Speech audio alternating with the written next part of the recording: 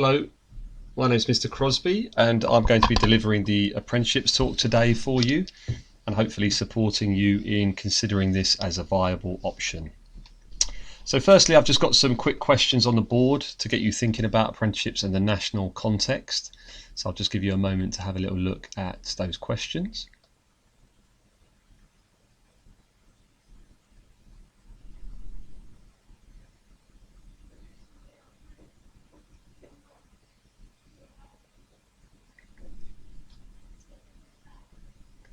Okay, so hopefully you've had a chance to read them and consider possibly the numbers associated with the questions. So there are currently 100,000 employers offering apprenticeships.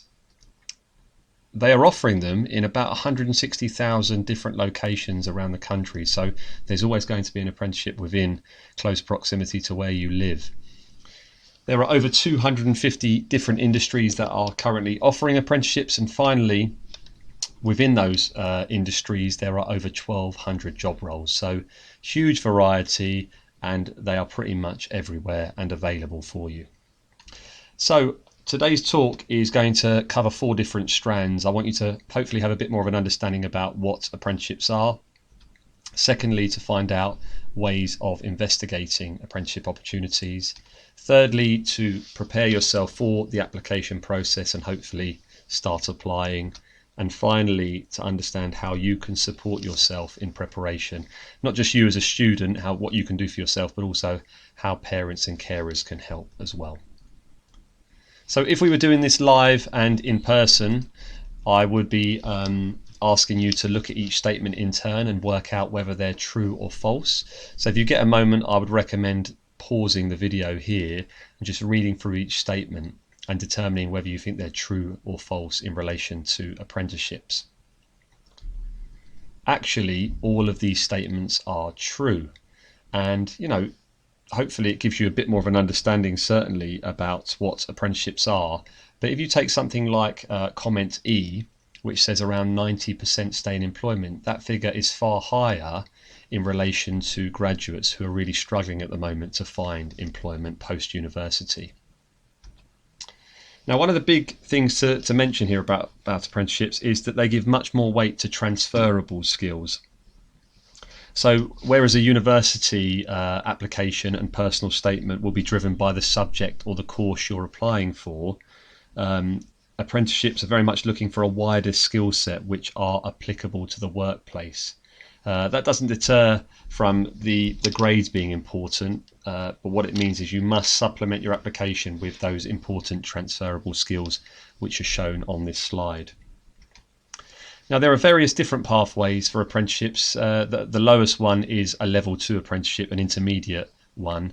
That's really for students who leave school at 16 because they're only really looking at GCSE grades, and they're looking for 5 passes and above, including maths and English. So really, you are all in a far stronger position. The next level up is the advanced level, level 3, and you guys are currently doing level 3 qualifications. So for some of you, you might decide to take a sideways step and actually start a level 3 apprenticeship. Now those typically are looking for, again, higher GCSE scores, including maths and English, as well as 2 A-level grades. I'm hoping most of you will consider the higher level apprenticeships. So first and foremost, there's the level 4 one, and they want you to have typically 3 level 3 qualifications, 3 A levels, and they might specify the subjects that they need to apply. And finally, the most aspirational one, which we're hoping you're considering, are the degree apprenticeships. They're typically level 5 to 7, and again, they're looking for specific grade requirements as well as specific subjects related to the industry or course you will go on to do. A couple of just useful things to know, I think, here that just again give you a bit more understanding of exactly what they are. The first thing is that it will be a very structured program, but with an emphasis on a specific industry. Secondly, you're sort of watched over first and foremost by the employer, and you'll have someone who oversees your program with the employer, and secondly, the provider will also give you lots of support as well, whether that be a university or a college. There'll be a tutor there for you to turn to. Something else that's useful is because you are employed by the company, you actually have a full-time contract and you have the rights as an employee. And finally, the rest of the program is typically at a local college, university, or a specialist training organisation. And historically, that usually came in the form of a day release. So you would work Monday to Thursday, maybe go to college or university on a Friday. More recently, they've turned to something called a block release. So that means you work full time Monday to Friday for most of the year, and then they give you sort of maybe a month or 6 weeks where they block release you to go and do your university program in that window. So let's turn our attention to the different ways you can investigate opportunities. So UCAS have done a lot of work around this. Obviously, it's more about university, but they have a much better profile given to apprenticeships in recent years. So again, the link is on the next page. But if you just take a look at the top tab of options, I'm going to just take you through a couple of those because they've got some really good things you can look through now. So first and foremost, if you click on find a job, it's great not just because you can specify the job you're looking for based on location or the industry, but you can also filter it, you can see quite successfully on that website. The second really useful addition is the following page, where you can not only get job alerts, so you can actually specify the areas where you're interested in. Any jobs that come up, they'll send them to you. But you can also upload your CV. So when you feel like your CV is up to scratch, you can be headhunted potentially by companies that use UCAS to promote their apprenticeships. Another really good website is the government website. They've got the National Careers Service on there, again, support with things like CVs and action plans. So that's really, really useful. Also, it's a central location for finding apprenticeships based on geographical location or typing in sort of keywords linked to what you might be interested in. So again, I strongly recommend using it.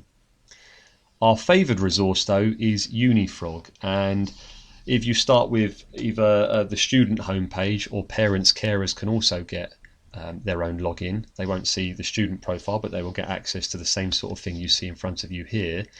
You can click on the apprenticeships tab where it says start. It might take you for a page or two, but eventually you'll end up here, and you can type in a keyword, again linked to possibly the area or the industry that you're considering going on to do an apprenticeship in. In this case, I've typed in business, and it's taken me to all of the business opportunities that are available on the website. And as you can see, I'm not going to consider the intermediate ones because that's sort of beneath what I'm currently working at, but I might consider the advanced, but I certainly want to look into the higher and degree apprenticeships in a bit more detail. So it's a fantastic resource, and we strongly recommend using Unifrog to search for apprenticeships. So Unifrog is also excellent for a number of other areas that will support an application. It's got great support for how to write a cover letter. Again, fantastic guidance for writing a speculative application. So what you'll find is some companies might not have their applications for apprenticeships open yet. They might not even be considering apprenticeships. But if you write a speculative application showing you're interested and bringing yourself to their attention, you may have more chance of getting one. And finally, again, the basis of sort of how they're going to judge you with an apprenticeship application is your CV, and Unifrog's very much on the pulse with keeping up to date with what businesses and companies want with a successful winning CV. If you're fortunate enough to get to the point where you have an interview, then again, Unifrog's got some support on that, and we'll talk a little bit later about further support with interviews as well. But I would strongly recommend just looking into Unifrog for a bit more guidance on that if you're a bit worried about what it might entail at the moment. One of the big things, certainly for degree apprenticeships, that they'll ask you to do is some psychometric testing. We're going to look at the different strands of that in a moment, but here are a series of websites to support you with that, not only to tell you what they consist of, but also to give you some free samples to get you started. So again, worth looking at that and seeing if that's the process that you want to go through. The different strands of psychometric testing include the following. So you could have a numerical test, verbal, abstract, inductive, logical, situational, and personality. And obviously it depends on the industry that you're applying for, the job role, and what is going to be relevant for them in making that appointment. So do again look at the stages. If you're applying for an apprenticeship, do look at the stages ahead of time so you can plan ahead and maybe put yourself through the paces. Other ways you can support yourself, there are various sort of virtual fairs now taking place. So there's the What Career Live event on the 6th and 7th of November. There's an apprenticeship show in early December. Again, the link is on the page. Skills London, unfortunately, is not running this year because of COVID, and they're not doing anything online, but they've still got some good resources on there, so worth having a look at the website. And finally, not until next March, but there's a careers guidance show. So if you're still struggling at that point, and some of you may be, then again, there's more online support, which we will promote closer to the time. There are the dates for you. The great thing about all of these events is most of them do have a Saturday event as well. So certainly for the first two that I mentioned, make sure you access those, please. So in terms of support, this is the most important thing, both for a student, but also what a parent and carer can do to support as well. So first things first, I've given you hopefully the basis of apprenticeships here, but do a bit more reading up on exactly what they are, what's available. Secondly, go to some of those virtual fairs, attend as many events as you can linked to apprenticeships. Start to do a bit more research and draft a cover letter, so you've got a template to use as well as a CV, and you adapt that then for everything that you're applying for. We're happy to obviously give you a careers advisor meeting. I know I've met with a number of you already, but by all means do let us know if you need further support with some guidance.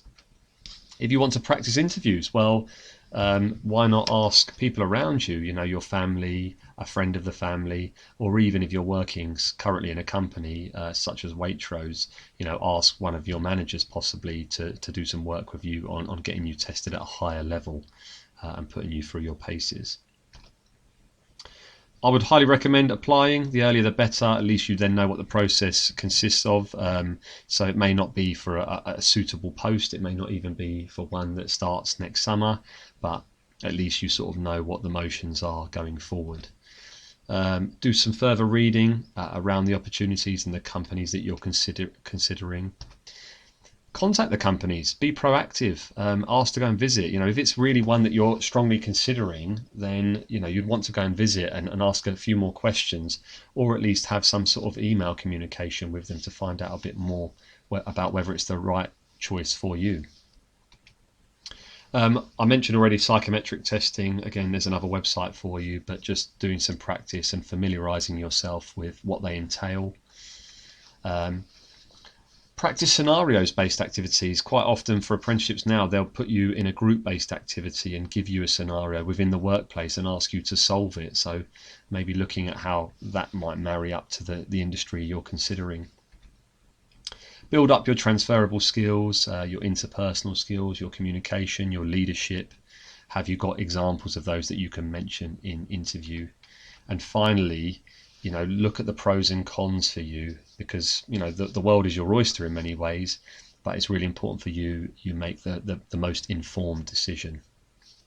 And finally, from me, I've devised my own pros and cons list for you. So in your own time, please feel free to pause this and brush over what I think are some of the strengths of going to do an apprenticeship, but also some of the cons. And in particular, look at the fourth one down in the cons list. You might find that you'll miss out. The majority of our students do go on to university, and in some ways you might feel like you want to go through that life experience and you feel like you might miss out. But that's obviously, it's got to be the right choice for you ultimately. You don't want to force doing something like that if it's not in your heart of hearts what you want to do. I hope it's been helpful. We'll send out copies of the slides alongside the link to the video. And good luck, and we're here if you need any further support. Okay, take care guys. Thank you. Bye-bye.